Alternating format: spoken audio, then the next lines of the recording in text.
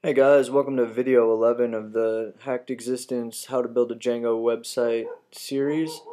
This video we're going to go over part 2 of building a Facebook tab that's powered by Django. So at this point, if you haven't seen video 10 yet, you need to start there. By now you should have a whole Facebook tab created, added it to a fan page, and have this content being served out of the Django backend through a view. So now we're going to look at actually getting content out of the database and putting it into this tab. So what we're going to build is this tab here. So we'll start by kind of taking this apart and looking at how it works. So over here we've got 4 images that I've already put up on the server. So we've got this header logo, which is right here. We've got the whole wall background that's going to go all the way down the tab. We've got the shelf PNG that the beers are going to sit on top of, and then we have this header image that's going to be the background for behind this header up here. So let's actually take a look at how this works by taking it apart with Firebug. So inside of here we pretty much have one div up here that's the big top box, and then underneath of that inside a separate div called beer holder. So you can see beer holder goes all the way down the page. Inside of there we have ULs that are each row. So each row in here is going to be its own UL. And then inside of each UL, all of the beers are actually contained inside of LIs. So you can see there's 6 of them per UL, and then a UL is a row. So the background image for the shelf is actually attached to the UL, so it spans all the way across the width. And then the beer's holder, big div that holds everything, has the really long, really tall wood background piece behind it. Alright, so now let's actually look at building this. So the first thing that we need to do is go into our app here. We need to go into our Facebook tab and go into the views, and we need to import our beers. So we're going to say from beer.models import beer. Now we're going to get all the beer objects. So beers equals beer.objects.all, and we're going to order it by name so they come across alphabetically, and then we're just going to add this to our context so that it gets passed to our template. So there we go, we're all done. Now we've got all the beers coming out of our database and feeding into our template. So now we need to go into this beergifter.html template and do some work in there.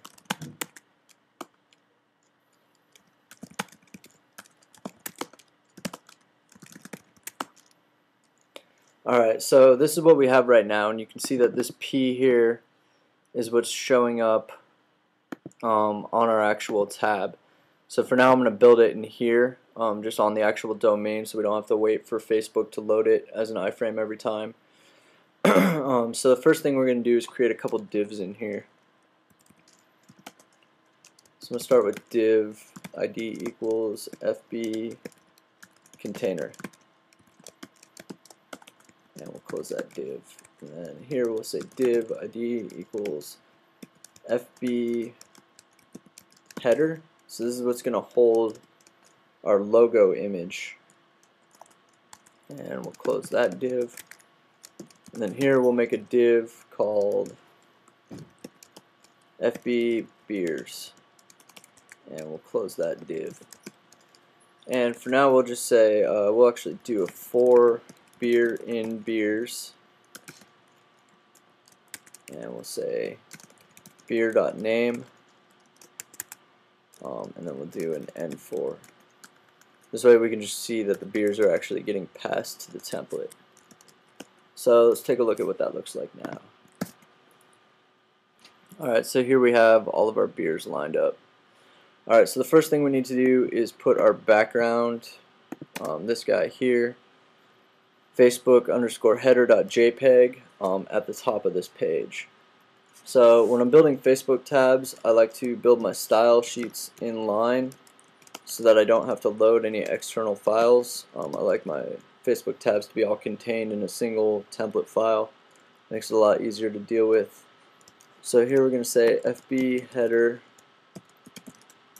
and we're going to say background URL / media images, and that was called Facebook header.jpg. We're going to say no repeat, scroll, top, center, and I'll just give it a solid color.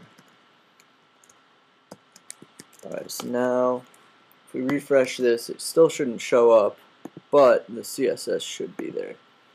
So if I click it, we should be able to see, okay, so now the dimensions on this are 790 by 200. So we need to apply those dimensions to the div.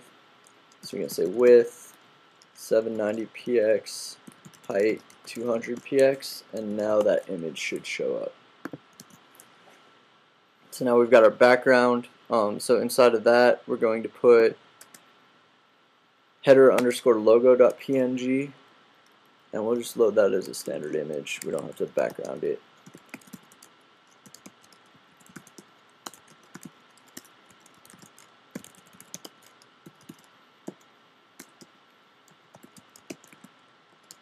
Alright, so now if I write this, alright, so now we've got our top all done to look like this. Now we have to deal with these beers. So the first thing we'll do, let's see here. Alright, so first we'll put the background on this guy, FB beers.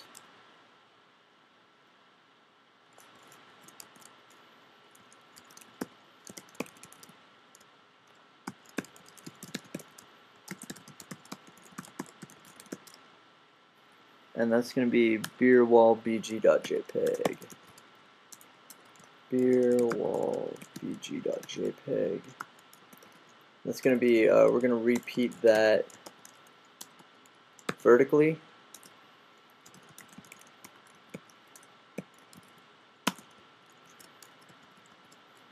And we're also going to give that div the same width as the one above it, so it's also going to be 790px.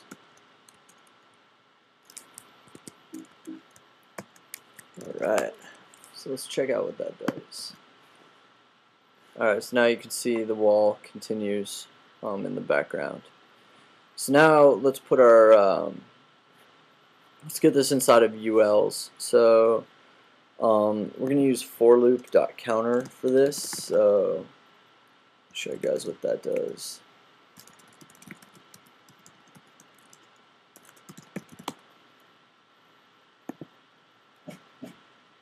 So if you look in the Django documentation for the template level stuff, you'll see the for section, which is right here.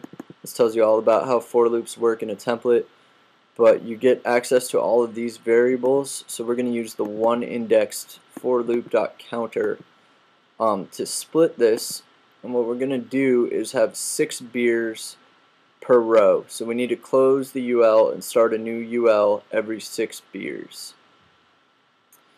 So to do this, we're going to say, first we're going to put this all inside of the UL. And close our UL down here.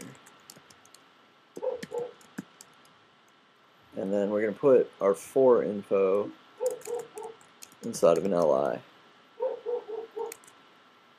And we're going to close our LI.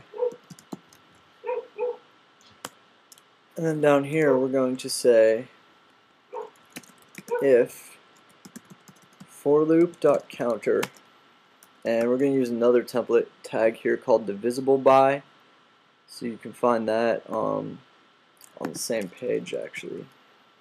There's the divisible by template tag, so you just use a pipe, put divisible by, and then you can put a number inside of quotes and it will return true or false. So we can say if forloop.counter divisible by 6, and then the other problem that we have to solve for is we have to say and not for loop.last, which is the last iteration of the for loop. So if it's the last iteration, we're already going to close the UL right here. We don't want to close it twice, so we have to avoid doing that. So if it's divisible by 6 and it's not the last, we're going to close the UL, and then we're going to open another UL again, and we're actually going to give this one a class. It's going to be beer UL. Then we're going to say end if.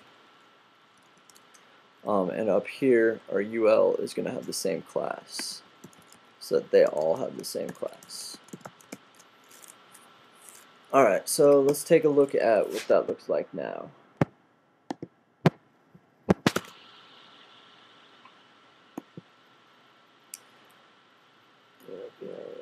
I need to spell divisible by correctly.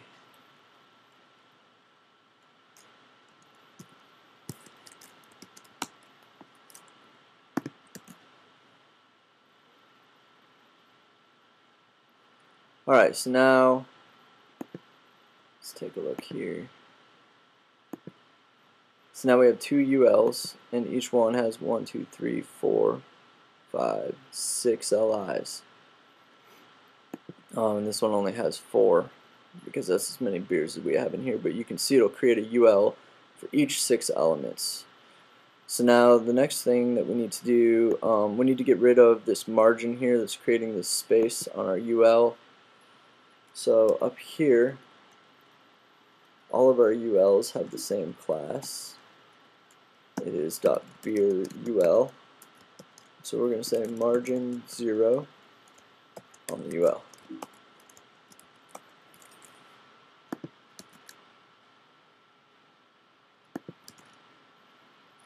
Okay, now we're going to take the UL and we're going to say, for now we'll give it a padding of 0 as well. And we're going to give it a width of 790 pixels so that it goes all the way across, and let's just give it a height of 300 for now. Then we need to do another piece of CSS for the LIs. We're going to say float left, so they all line up left to right. So let's take a look at what that does. Alright, so now we've got this going on. You can see they're all in a row. 6 of them there, and the next are down here. So the next thing we need to do is get the images from the beers in there. Let's work on that. So what I'm going to do for that is I'm going to go back up into the templates, and I'm going to look at the beers all page that we made a little while back, and I'm going to copy and paste this line here into that document.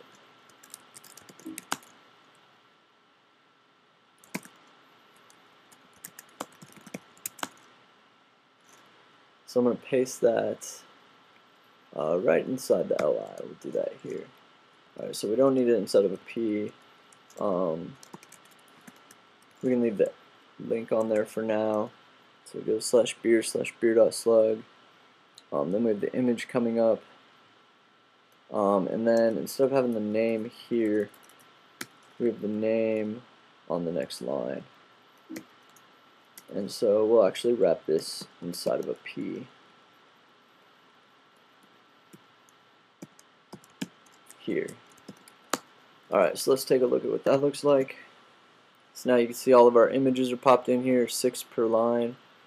So now let's get the background going on for this shelf here. Pop that in there. So that's beerwallshelf.png, and we're going to stick that on the background of the UL. So in our beer UL here, we're going to go to the beginning of that, and we're going to do background URL media images beerwallshelf.png. And it's going to be no repeat scroll 00 transparent. Alright, so let's see what that looks like now. Alright, so now we've got our beer wall in here. But it's at the top, so we need to move it down so it lines up with the bottom of these cans. So we're going to do that by modifying this background line in the CSS. And I'm going to take a guess and say 150 pixels. No, we need to go a little bit further. So about right there is probably pretty good. So 158 px on that background. And all this is just an offset that moves the background image down 158 pixels from the top. of the actual div. So now you can see this background shelf lines up with all the beers. So the next thing we need to do is get rid of these dots. So on the UL, we're going to say list style none, outside none. Alright, now we need to, let's put a padding on this to move these beers off the edge and in a little bit. So we'll put a padding on both sides. So here we're going to say padding 0, and let's try 20 px. No, we need to make that way bigger. Put it about there. 70 is good. Okay, so what that does is that keeps the same width that we have of 790, but now we've added 70 pixels to the left and to the right. So we need to subtract 140 from our width there to make sure that the padding and the width of the div fit inside of this background here. Alright, so let's go take a look at doing that. So in our UL here, alright,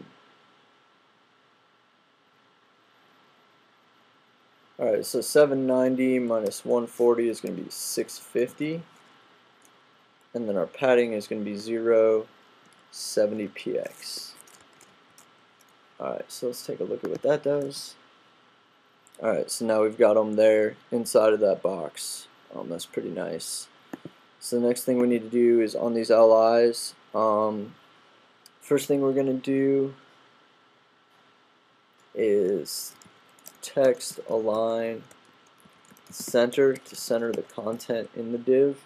So right now you can see the beers lined up against the left side of the div, but once we refresh you can see it's now centered in the div, which makes it look a lot nicer. So let's space these out a little bit more. Let's look at the width. Right now it's 102. So let's try if we give them all a width of 105 px. Alright, so they all fit. Let's see, so 109 and 108 are kind of the threshold for having 6 on a row. So we'll go with a width of 108 px for now.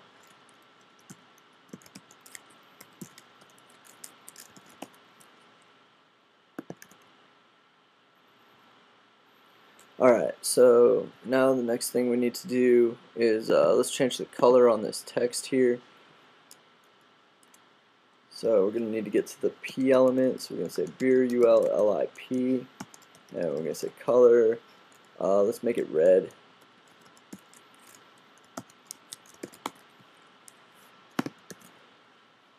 Alright, so now let's move that text down a little bit. It's up there high, so we're going to say margin top 20 px. Let's try that. Let's actually make it a little bit more. Let's see. Yeah, 30 should do. Let's do a 30. Margin top of 30 px. Alright, so now we got our beer pictures and our beer names in there. So if we actually look at it inside of Facebook, we've gone from this is a test to a fully fledged Django powered Facebook tab. Alright, and then these beers links, if I click on Stella, it actually takes us to the Stella page on the website. So you can put a target underscore blank to actually make it open in a new window instead of having it open inside of this Facebook iframe. But you can see the links work, and they'll allow you to link externally, which is pretty cool. So now if we actually look at what we've done so far, this is where it gets kind of cool, because we can go into our admin backend, into our beers here, and we can pick like 120-minute IPA and say for Facebook and hit save. Instantly we can go over here and see this says 120-minute IPA, and as soon as we refresh it and the page loads again,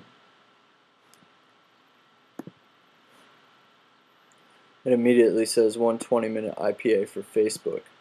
So what we've created more or less is a whole CMS that's all web-based that you can give to people to be able to log in, to modify information that you can dump out into a Facebook tab. So we've created our own Facebook CMS where we can control the content that gets dumped directly into this tab in real time.